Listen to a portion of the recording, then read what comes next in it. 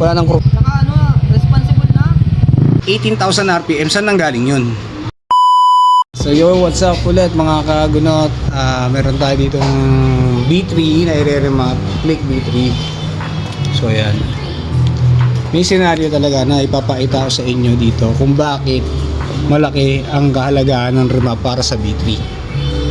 Si boss ay taga Santo Tomas. Pinaliwanag ko na sa inyo, no? Oo. Nakita mo at naunawa mo, no? Oo, boss. So, naagulantang, di ba? Nakita mo naman sa rap mapping, di ba? So, ito. Papakita ko sa inyo kung bakit nagkakaganon. Teka lang. Bali, ito yan. Ito na yung mapping ng stock mapping niya. So, kung mapapansin nyo to, ayan, nilalapit ko sa inyo. Ayan na. For the first time, mapapakita ko sa inyo yung mapping na ginagawa natin. Ayan. Pero, makikita sa pinakadulo, 18,000 RPM, saan nang galing yun? Diba? Gulantang. So, may isa ako napanood doon kay Boss Adrian, kay Clinica Moto, na nasira kagad yung ano niya kasi under warranty. So, pinapaliwanag niya kung paano yung under warranty na inaano kasi syempre dapat given naman yung kasi syempre nasira yung motor, wala pang ano, 900 lang yung tinakbo.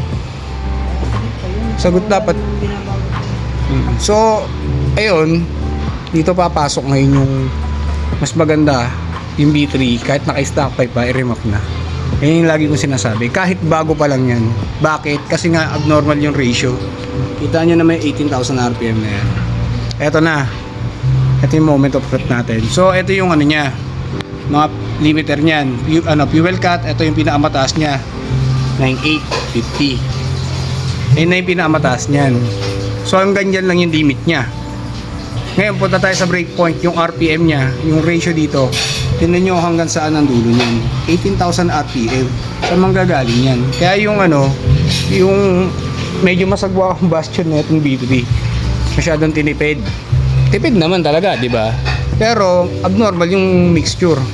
Dapat hindi ganun. Kasi dapat ang pinaka-mixture natin is 12,000 RPM, yung pinakamataas. Pero hindi ka na dapat nung sumagat kasi may mangyayari masama sa motor mo.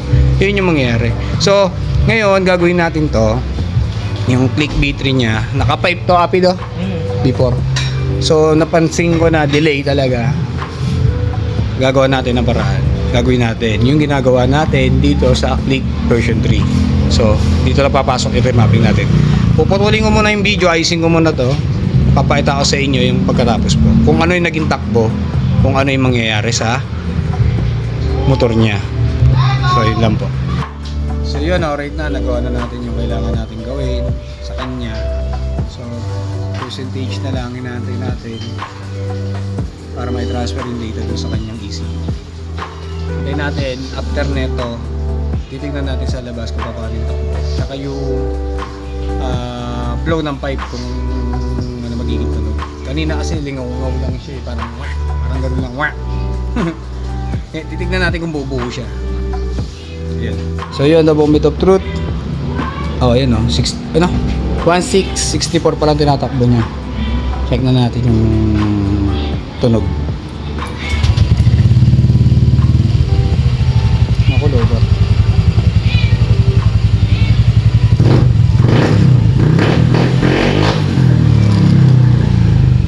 Wala nang delay oh. Kanina parang ano eh, ang bagal bago pumutok yan eh. Yun.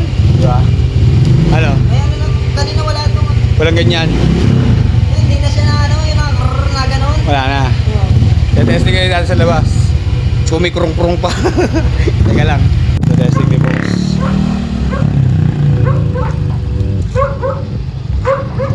Hintayin natin siya sa pagbabalik niya. So yun na siya. Titignan natin. Tatanungin natin kung ano nangyari. Lulobot na ako. Ano boss? Wala na yung ano, wala na yung nagayon, na gano'n. Wala nang krong-krong. Kasi nagayon ko, ano ko lang na rin. Oo. Saka ano, responsible na. Mas maganda siya. Konting piga mo lang. Ay, ito yung pag piniga ko ng gayon eh, bago pa umandar. Wala. Ako, Oo. hindi na gano'n. Ngayon eh, konting ano pa lang. Naka-stop pa pang gilid mo, nakabola ka lang, di ba? Bola lang. Hindi ano ka aggressive.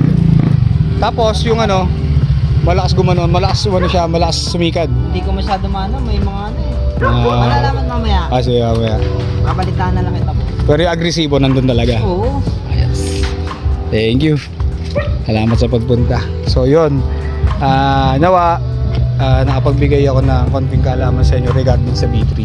So ayun talaga sa itang B3. Malalaman natin mamaya pag diretsuhan na. Ay packet pa naman doon sa makiling, no? Oo. Tama-tama. Sarap Malalaman nun. mamaya. Pag bumiting niya, ayun, may sinabi ako sa kanya. Pag nakuha mo yung 6 seconds, yung 80 na takbo, malakas yun. Kaso nga lang dalawa kayo, dapat isa ka lang. Pag nakuha mo yung 6 seconds, malakas yung motor mo. 6 seconds. So yun. Ayun binigyan ko kayo ng idea. Pero iba So, na, pag iba nag-operate mo. na siya. Kasi katulad ng... Dapat makuha nyo. Kasi ano ko, mahina talaga. Delay Ngayon. na delay. Ngayon, ang lakas. Oo. Kunting piga ko lang dyan, na agad. Pero nung bago namin dalhin din pag pinipiga ko yung bago yan mandar, siguro 0.1 second Bago mano, tapos mahina pa. delay na delay. Sobrang delay. Yun. Kaya nga nakakatuwa ngayon, kunting ano yun, sabay sa piga. Eto, magdadagdag nga pala. Pag nagpapalit ng pipe, no, ito nakapalit ng pipe, matik talaga, kailangan mag-remap. Pero dito sa B3, kahit naka-stock pipe, ang timano, yung ratio niya, ganun. Kung ano yung pinakita ko. So yun lang.